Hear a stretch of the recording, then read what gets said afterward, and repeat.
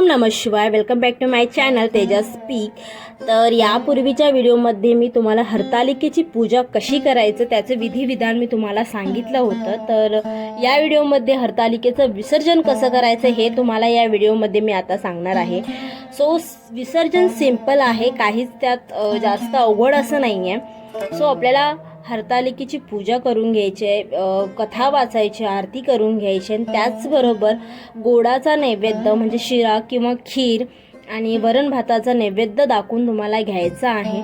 आणि त्यानंतर मग तुम्ही या विधीला विसर्जित करू शकता. सो त्याच्यासमोरची जी फुलं आहेत त्यांना तुम्ही काढून घ्यायचं आणि त्याचा तुम्ही रियूज म्हणून काहीतरी उपयोग करू शकता. त्याची झाडं लावू शकता किंवा त्याच्यापासून तुम्ही काही बनवू शकता.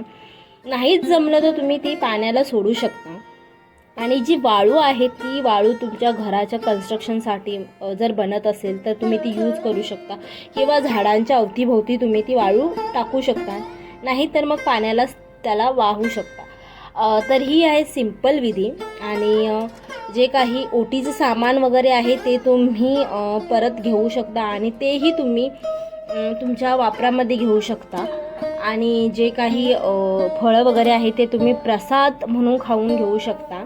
आणि हेच आहे सिंपल विधी, जी एकदम सिंपल विधी आहे.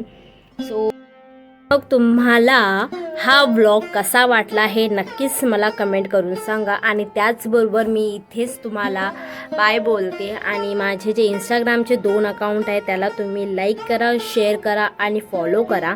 आणि माझ्या यूट्यूब चॅनलला लाईक करा, शेअर करा, सबस्क्राईब करा आणि खूप खूप खूप प्रेम द्या. तर मी भेटते तुम्हाला नेक्स्ट व्हिडिओमध्ये.